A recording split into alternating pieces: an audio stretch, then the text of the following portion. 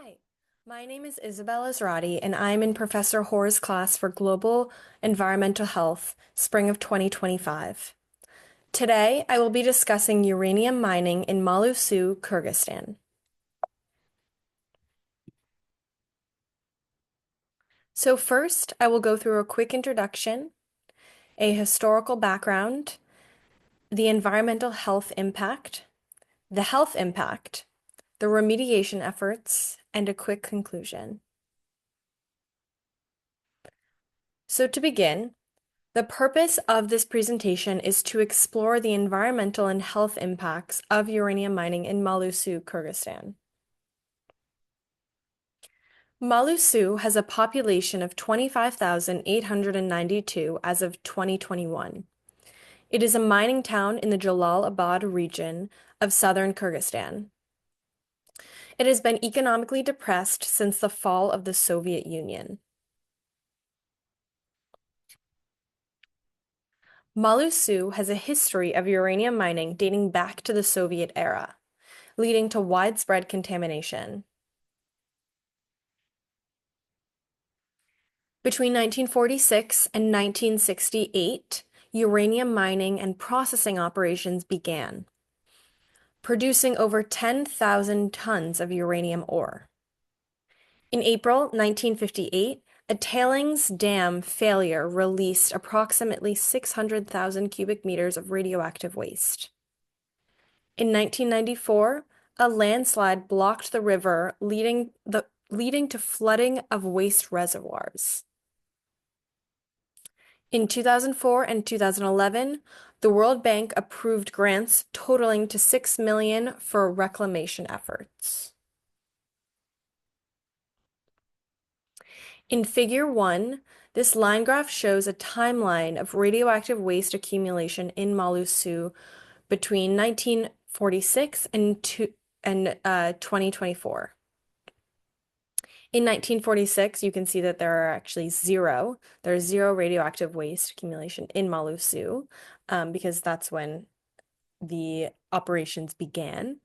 And in 2024, that is where the waste accumulation is at its highest. So, what is this process? Uranium mining involves extracting uranium ore for use in nuclear power and weapons. This process can lead to radioactive waste and environmental degradation, raising concerns about public health.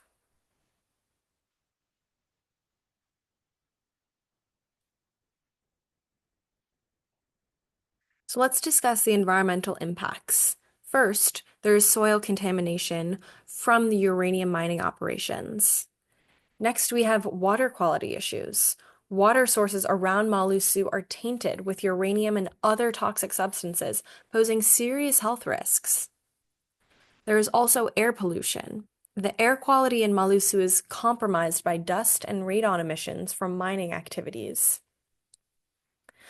Finally, we have radiation.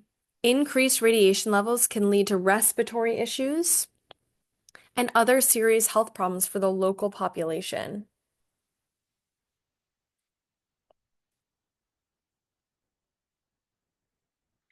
Data indicates a higher prevalence of cancer and respiratory diseases in Mailuu-Suu compared to the national averages.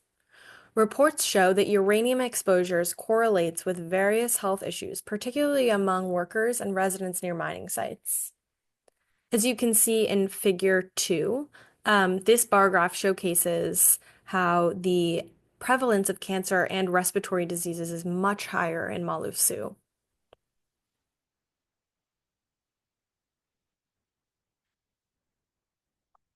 Residents exposed to uranium mining often suffer from common health issues such as lung diseases, kidney damage, skin conditions, and various cancers.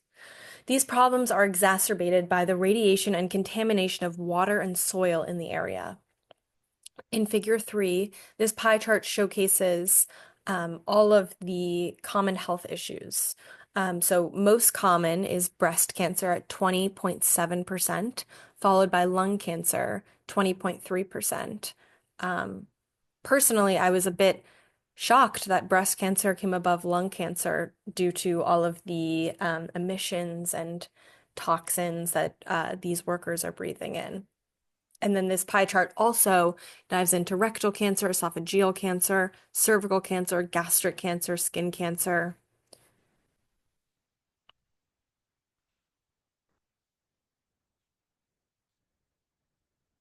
Current remediation efforts in Mailuu-Suu involve site cleanup, waste management, and rehabilitation of contaminated areas. Initiatives include the removal of radioactive waste and the monitoring of environmental health indicators to protect local residents. And as you can see in this photo, they are wearing hazmat suits to really protect from all of the dangers.